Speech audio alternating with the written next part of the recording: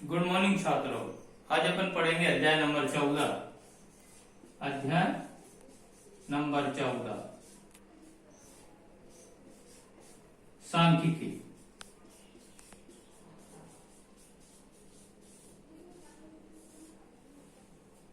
इसमें क्या करते हैं, सांख्यिकी का मतलब होता है कि वह विज्ञान जिसमें संख्याओं का अध्ययन किया जाता है, जिसमें संख्याओं का अध्ययन किया जाता है, संख्याओं का अध्ययन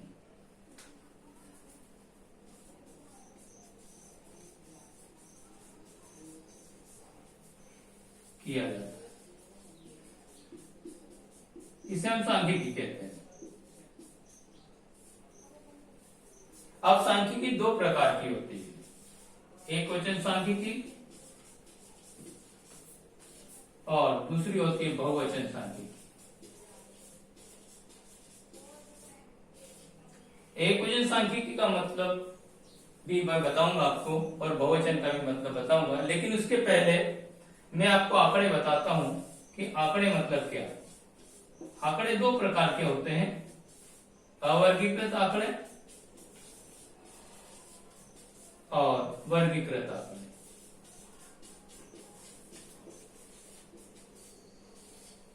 अवर्गीकृत का मतलब कि ऐसे आंकड़े जिसमें वर्गांतर नहीं आता, जो वर्गीकृत तरीके से नहीं होते। लेकिन वर्गीकृत का मतलब होता है कि ऐसे आंकड़े जो वर्गांतर के साथ आते हैं। जैसे मान लीजिए 0 से 10, 10 से 20, 20 से 30 के बीच में 4, 7, 9, ये जो आंकड़े आएंगे इनको हम कहते हैं वर्गीकृत आंकड़े, और इस प्रकार के आंकड़ों को हम कहते हैं अवर्गीकृत आंकड़े। तो हम इसमें सांख्यिकी में केंद्रीय प्रवृत्ति की मापें निकालते हैं, जिनको हम कहते हैं समांतर माध्य, और इंग्लिश में कहते हैं अर्थमेटिक मीन, केंद्रीय प्रवृत्ति की माप। दूसरा होता है, एक तो निकालेंगे अपन समांतर माध्य, दूसरा होता है मध्यिका, और मध्यिका को इंग्लिश में कहते हैं मीडियन। और एक होती है बहुलक, बहुलक को इंग्लिश में कहते हैं मॉड। तो ये कहलाती केंद्र प्रवृत्ति की मापें, और इनको ही हम इसमें ज्ञात करेंगे। अब सबसे पहले अवर्गीकृत के लिए हम समांतर माध्य ज्ञात करेंगे, अवर्गीकृत आंकड़ों के लिए।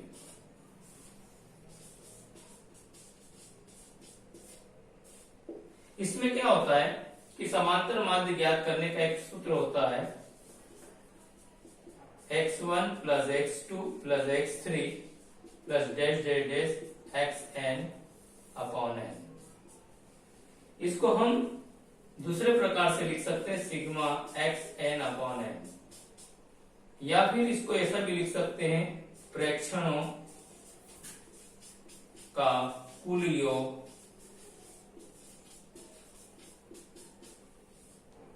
बटे प्रेक्षणों की संख्या।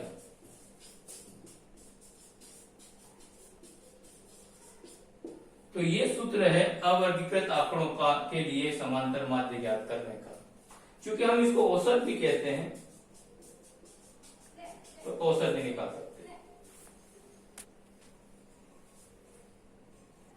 अवर्गीकृत के लिए समांतर माध्य निकालने के लिए हम एग्जांपल लेते हैं। जैसे मान लीजिए 4, 10, 3, 13, 2, 5 ये संख्याएं दिए, और इसका समांतर माध्य निकालना है। तो इसके लिए हम क्या करेंगे, समांतर माध्य का सूत्र लगाएंगे। समांतर माध्य बराबर x1 plus x2 plus x3 plus dash dash dash xn upon n। अब इसमें क्या करेंगे कि 4 plus 10 plus 3 plus 13 plus 2 plus 5 इस तरह से लिखेंगे, और जितनी भी संख्या 1, 2, 3, 4, 5, 6 से भाग दे देंगे। तो जोड़ेंगे 4, 16, 16 और 16 32, 32, 2 34 और 5 37, 34 और 5 39 के बटे में 6 कर देंगे। जब इसको भाग देंगे तो 6.5 आ जाएगा। इस प्रकार से हम अवर्गीकृत आंकड़ों से समांतर माध्य ज्ञात करेंगे। अब क्या करेंगे, वर्गीकृत आंकड़ों के लिए समांतर माध्य निकालने के लिए, वर्गीकृत आंकड़ों के लिए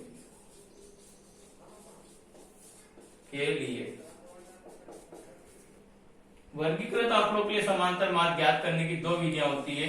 एक होती है प्रत्यक्ष विधि, जिसका सूत्र लगता है समांतर माध्य बराबर sigma F I x I upon sigma F I, या फिर इसको हम इस तरह से लिख सकते हैं sigma F x upon sigma F. उसी तरीके से एक विधि होती है अप्रत्यक्ष विधि। अप्रत्यक्ष विधि को हम कल्पित माध्य विधि भी कहते हैं, कल्पित माध्य विधि, या फिर इसको लघु विधि भी कहते हैं। इंग्लिश में इसको कहते हैं शॉर्टकट मेथड। तो हम सबसे पहले समांतर माध्य की प्रत्यक्ष विधि का सूत्र की सहायता से सवालों को हल करेंगे, लेकिन उसके पहले मैं आपको इसका सूत्र बता देता हूं कि अप्रत्यक्ष विधि का सूत्र क्या बनता है, सिग्मा एफ यू बटे सिग्मा एफ प्लस ए। हम इसको u को dx भी लिख सकते हैं, dx। तो dx का मान निकालने के लिए सबसे पहले x माइनस a करना पड़ता है, और यहां पर a का मतलब होता है कल्पित माध्य। अब कल्पित माध्य में बताऊंगा आपको कि कैसे होता है, नोट कर लीजिए। अब देखिए वर्गीकृत आंकड़ों के लिए समांतर माध्य कैसे निकालेंगे, एक एग्जांपल के तौर पे लेते हैं। जैसे मान लीजिए सवाल दिया है 0 से 10, 10 से 20, 20 से 30, 30 से 40, और यहाँ आवृत्ति दे दी आपको 3, 8, 18, 2। आप इसमें क्या करते हैं, समांतर माध्य का सूत्र आपको मालूम ही है कि समांतर माध्य बराबर sigma F x upon sigma F होता है। इसलिए सबसे पहले इसमें x निकालना पड़ता है। x निकालने के लिए हम क्या करते हैं, दोनों को जोड़ते 2 का भाग देते हैं, तो 0 और 10, 10 हो जाएगा, 10 में 2 का भाग देंगे 5 आ जाएगा, 20 और 10 30, 30 का आधा 15 हो जाएगा, यहाँ पर 25 हो जाएगा, यहाँ 35 हो जाएगा। आप देख रहे हैं कि यहाँ 10-10 का अंतर है, तो यहाँ भी 10-10 का ही अंतर आ रहा है। इसलिए हम 1 निकालकर उसमें 10-10 जोड़ते चले जाएंगे तो अगला वाला नंबर भी आ सकता है। यहाँ पर 2 को जोड़कर 2 से भाग देने की जरूरत नहीं है। अब हम क्या करेंगे, f में x का गुणा करेंगे ताकि fx मिल जाएगा। तो इसके लिए देखिए 5 दिया 15, 15 8 120, इसका जब गुणा करेंगे 18 पंजे 90, 18 दूनी 36 और 9 45, 35 दूनी 70। इस प्रकार से गुणा करेंगे और फिर इसको जोड़ देंगे ताकि हमको इसका टोटल मिलेगा। तो इसका टोटल हो जाएगा 5, 3, 8, 8 और 7 15 के 5 हद क्या है 1, 5 और 1 6। ये सिग्मा एफ एक्स का मान आ गया। इसी तरह सिग्मा एफ का मान निकालेंगे तो 20 और ये 31 हो जाएगा। इस मान को हम दोनों को यहां रख देंगे 655 बटे में 31, तो जो भी आएगा वो आपका समांतर माध्य निकल जाएगा। इस प्रकार से हम सामान्य विधि यानी प्रत्यक्ष विधि से समांतर माध्य निकाल सकते हैं। अब मैं आपको बताऊंगा लघु विधि, जब तक बता रहा हूं। तो अपन समांतर माध्य लघु विधि से ज्ञात करेंगे। तो मान लीजिए एक उदाहरण ले लेते हैं 0 से 20, 20 से 40, 40 से 60, 60 से 80 और 80 से 100। एक एग्जांपल के तौर पे अपन सवाल लेंगे जिससे अपन लघु विधि द्वारा समांतर माध्य ज्ञात करेंगे। इसको कहते हैं वर्गांतर। अब इसी तरह से इसमें f दिया रहेगा, मान लो 3, 9, 2, 5, 8। ये सवाल है। उसने कहा कि समांतर माध्य लघु विधि से निकालिए, मतलब प्रत्यक्ष विधि से। तो इसके लिए भी वही करेंगे, सबसे पहले x का मान निकालेंगे। x का मान निकालेंगे, मैंने आपको बताया कि दोनों को जोड़ेंगे 2 का भाग देंगे, तो 20 में 0 जोड़ा 20, 20 का आधा 10, यहाँ आ जाएगा 30 50, 70 और यहाँ 90 आ जाएगा।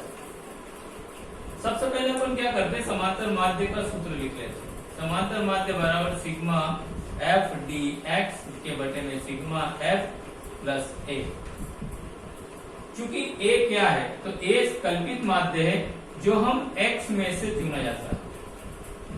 x में जो भी बीच की संख्या होगी उसको हम ले लेते हैं और उसको मानते हैं ए। कभी कभी क्या होता है कि यहाँ बीच की संख्या सेंटर में नहीं आती, देखिए यहाँ तो 2 आ गई, यहाँ भी नीचे भी 2 आ गई, लेकिन ये सेंटर में आ गया, फिक्स मैंने ले लिया। लेकिन कभी कभी नीचे 4 छुट्टी, ऊपर 3 छुट्टी, तो इसमें भी क्या होता है कि दोनों में से कोई भी ले सकते। अब हम क्या करेंगे, dx निकालेंगे। dx निकालने का तरीका मैंने बताया था कि x माइनस ए निकालते हैं। तो x माइनस ए माने ये जो हमने 50 माना है, इसको हम इसमें से माइनस कर देंगे। सर 50 में से माइनस करेंगे तो माइनस 40 हो जाएगा, माइनस का 20 बचेगा, 0, 20 और 40। हमेशा याद रखना, जब भी हम कोई a मानते तो उसके ऊपर वाली माइनस की आएगी और नीचे वाली प्लस की आएगी। अब क्या करेंगे, f में dx से वो मल्टीप्लाई कर देंगे, क्योंकि हमको फार्मूले में f dx चाहिए। तो देख इसका गुणा करेंगे तो माइनस 120 हो जाएगा, माइनस का 180 हो जाएगा, 0, इसका गुणा करेंगे तो 100, इसका गुणा करेंगे तो 320। अब हम क्या करेंगे, ये जो माइनस वाली डिजिट है इसको प्लस करेंगे और ये प्लस प्लस वाली को प्लस कर लेंगे। इसको जब प्लस करेंगे तो 2 और 1 3 आ जाएगा, माइनस का 300।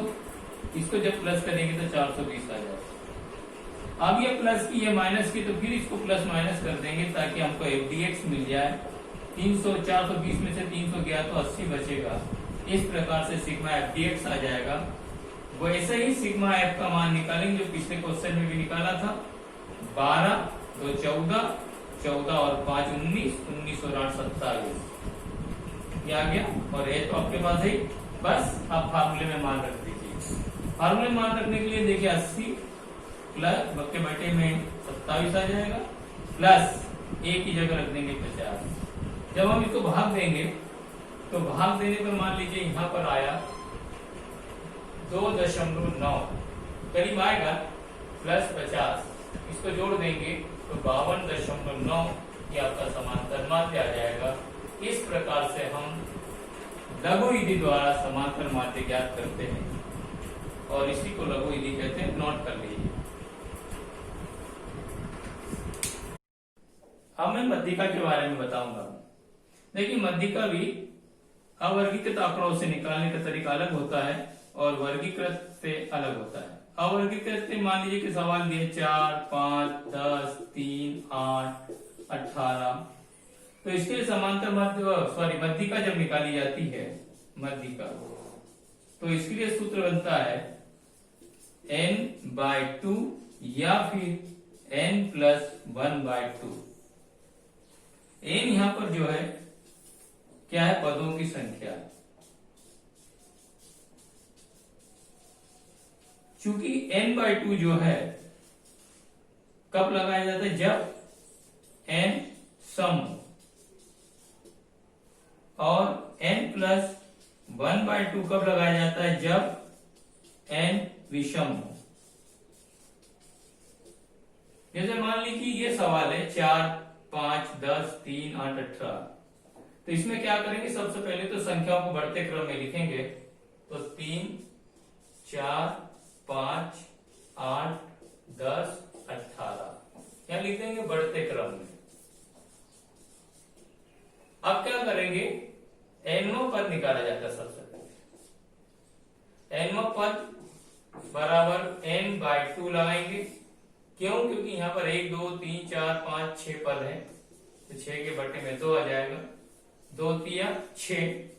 तीसरा जो पद होगा वो आपकी मध्यिका होगी। तो देखिए गिनो 1, 2, 3, इधर से आ रहा, इधर से 1, 2, 3 ये आ रहा।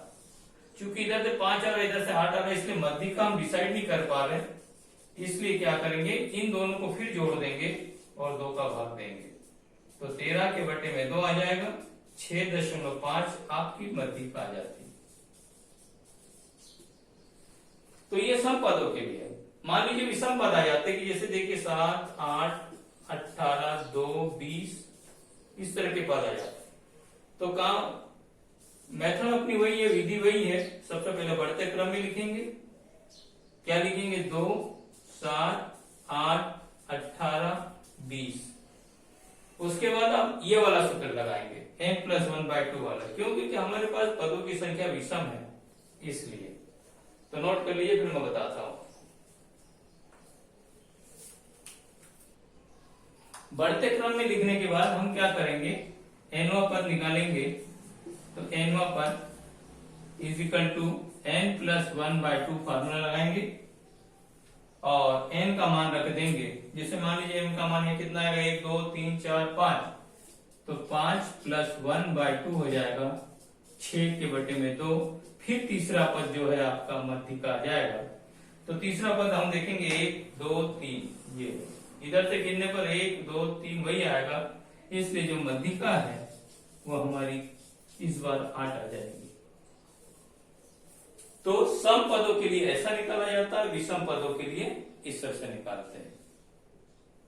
यह मध्यिका निकालने का तरीका है। अब मैं वर्गीकृत आंकड़ों के लिए मध्यिका बताऊंगा, नोट कर लीजिए। वर्गीकृत आंकड़ों के लिए हम मध्यिका निकालेंगे, तो मध्यिका के लिए सूत्र होता है मध्यिका बराबर L1 + n/2 - c के बटे में f आ जाता है, और इनटू में यहाँ h या फिर i लिख सकते हैं। अब यहाँ L1 क्या है, तो L1 है निम्न सीमा, C क्या है, तो संचयी आवृत्ति कहते हैं इसको,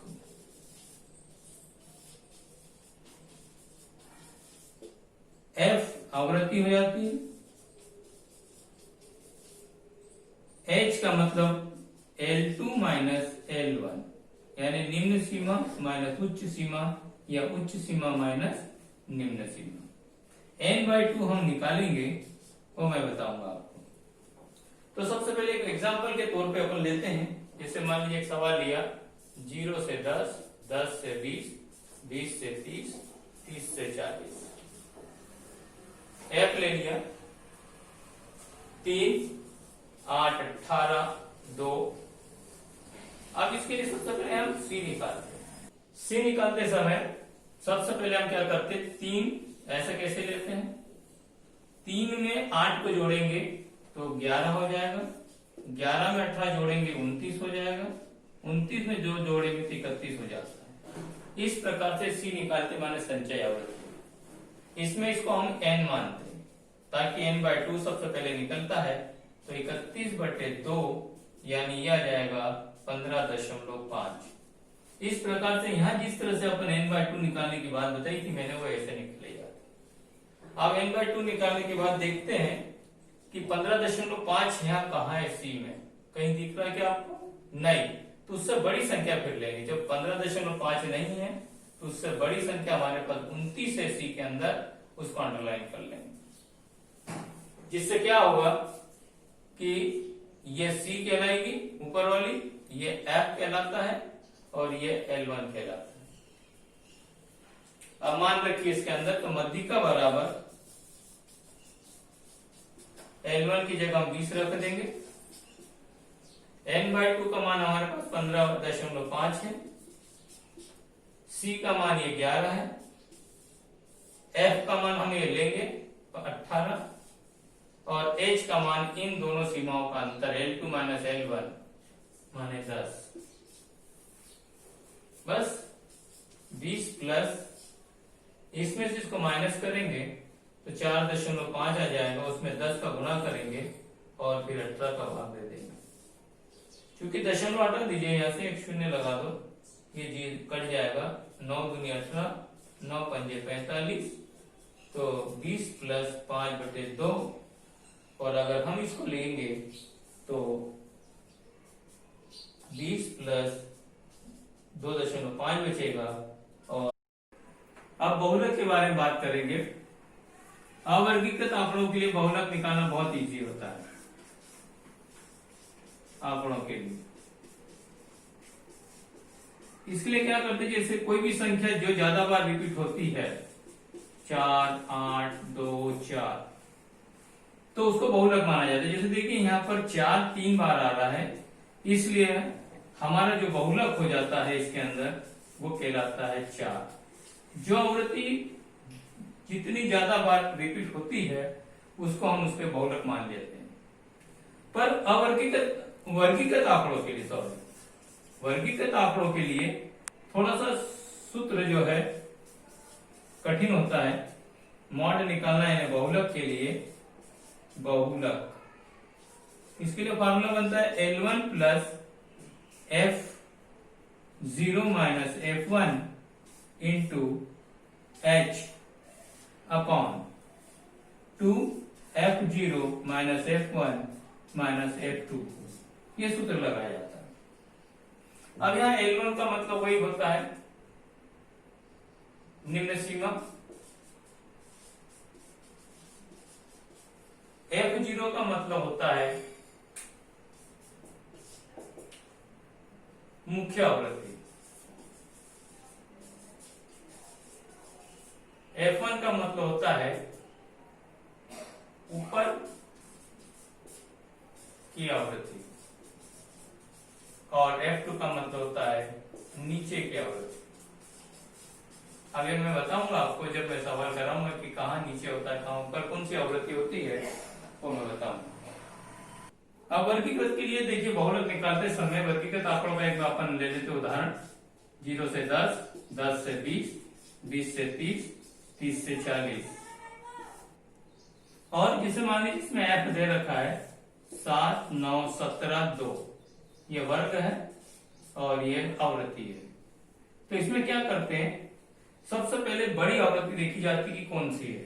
तो देखिए बड़ी आवृत्ति में 17 आपको दिख रहा होगा, सबसे बड़ी है, इसलिए इसको F0 मान लेते हैं और ऊपर वाली को F1 मानते, नीचे वाली को F2 मान लेते। अब क्या करेंगे, सूत्र लगाएंगे, बहुलक बराबर L1 plus F0 minus F1 into H upon 2 F0 minus F1 minus F2, इस तरह लगाएंगे। तो इसमें ये L1 माना जाता है, जो मान हम यहाँ रख देंगे 20 प्लस F0 की जगह 17 रख देंगे, F1 की जगह 9 रख देंगे, बटे में 2 F0 की जगह 17 माइनस 9 ले लेंगे F1 और ये 2 ले लेंगे, इंटू H की वैल्यू रख देंगे 10। इस प्रकार से 20 प्लस इसमें से ये घट जाएगा, 5 बचेगा, 10, 17 दूनी 34 होगा, माइनस ये दोनों माइनस माइनस के तो जुड़ जाएंगे तो 11 हो जाएगा। अब इसको हल करेंगे तो देखिए बहुलक निकल आएगा अपना 80 के बटे में, इसमें से 34 में से 11 को माइनस कर देंगे तो ये बचेगा 23, इसको भाग देंगे आप, 23 या 69 हो जाता है, फिर पॉइंट जो भी बचेगा तो 4 बार जाएगा। इस प्रकार से बहुलक जो है 23.4 आ जाता है, इसको मॉड कहते हैं। तो वर्गीकृत आंकड़ों के लिए हम बहुलक इस प्रकार से निकालते हैं, नोट कर लीजिए।